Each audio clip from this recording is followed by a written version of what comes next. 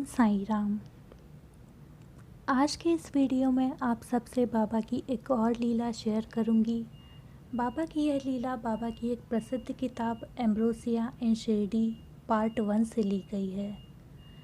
इस किताब में बाबा की वह सारी लीलाएं लिखी गई है जो कि बाबा की महासमाधि पूर्व अर्थात 1918 के पूर्व घटित हुई थी। तो चलिए शुरू करते हैं आज का वीडियो। रामकृष्ण जी कोठारी का जन्म 1908 में हुआ था। जाति से वे पाथरी प्रभु के थे। रामकृष्ण के माता पिता 1911 में पहली बार शिरडी गए। उस शिरडी यात्रा में उन्हें बाबा के दर्शन हुए जब बाबा कठड़े के पास खड़े थे और उदी वितरण कर रहे थे। बाबा के ऐसे दर्शन पाकर उन्हें बहुत प्रसन्नता हुई और वे दोनों श्रद्धा से भर गए। अपने घर लौटने के बाद उन्होंने बाबा की एक तस्वीर लाकर नित्य उसका पूजन शुरू किया। यह बाबा की उस तस्वीर की प्रति थी जो कि श्यामराव जयकर ने बनाई थी। साथ ही साथ उन्होंने एक भजन मंडली बनाई जिसका नाम उन्होंने साईं लाज रखा। 1913 में रामकृष्ण के पिता को निमोनिया हुआ। डॉक्टर नाइक उनका इलाज कर रहे थे। डॉक्टर नाइक को संदेह था कि वे स्वस्थ हो पाएंगे या नहीं, इसलिए उन्होंने रोगी के परिवार को बताया कि रोगी के स्वस्थ होने की आशा बहुत कम है और शायद रोग से वे मृत्यु को ही प्राप्त हो जाएं। यह सुनकर रामकृष्ण की माता ने बाबा से प्रार्थना की और मन्नत मांगी कि अगर मेरे पति पूर्ण स्वस्थ हो जाएं तो मैं शिरडी तक पदयात्रा करूंगी, बाबा आपको धन्यवाद के स्वरूप। फिर उनके घर भजन मंडली आई पूरी रात भजन करने के लिए। रात्रि शुरू होते ही रोगी की हालत अत्यंत नाजुक हो गई। रात 10 बजे डॉक्टर नाइक को बुलाया गया। डॉक्टर ने रोगी को दवा और इंजेक्शन तो दिए, फिर भी उन्होंने उनकी पत्नी से कहा कि संभव है कि रात के 12 बजे तक आपके पति की मृत्यु हो जाए। जब उपस्थित रिश्तेदारों ने यह सुना तो उन्होंने रोगी को भागवत गीता सुनाना शुरू कर दिया और बाबा के भजन भी चलते रहे। रात 11 बजे रोगी को घुटन होना शुरू हो गई और सांस लेने में तकलीफ होने लगी। उनकी पत्नी ऐसी स्थिति देखकर घबरा कर रोने लगी और बाबा से प्रार्थना करने लगी कि बाबा मेरे पति के प्राणों की रक्षा करिए। रोगी की ऐसी हालत रात 1 बजे तक बनी रही और फिर से डॉक्टर को बुलाया गया।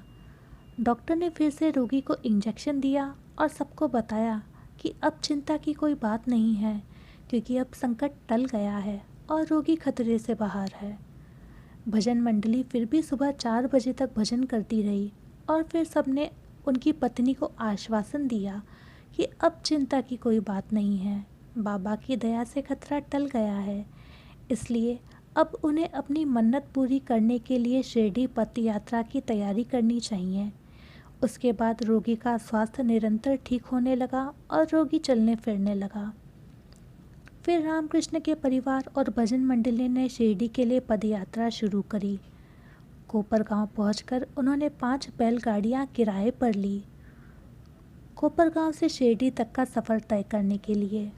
सब बैलगाड़ी में सवार हुए मगर रामकृष्ण की माता ने उसमें सवार होने से मना कर दिया। वह पैदल ही चलती रही। हालांकि उनके पैरों में बहुत चोट लगी थी और दोनों पैरों में छाले हो गए थे।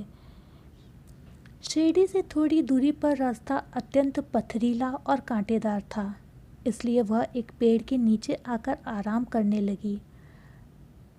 वहाँ महिला ने देखा कि एक गडरिये के रूप में एक बूढ़ा व्यक्ति जिसकी सफ़ेद दाढ़ी थी उनके पास आकर खड़ा हुआ। वह व्यक्ति उस महिला के पास आकर बोला कि माँ, तुम्हारी मन्नत बाबा ने स्वीकार कर ली है, इसलिए शिरडी तक का सफ़र अब तुम बैलगाड़ी से करो। महिला को यह सुनकर बहुत सुकून हुआ, फिर भी वह अपनी जिद पर अड़ी रही और शिरडी तक का सफ़र लड़खड़ाते हुए ही पार करा।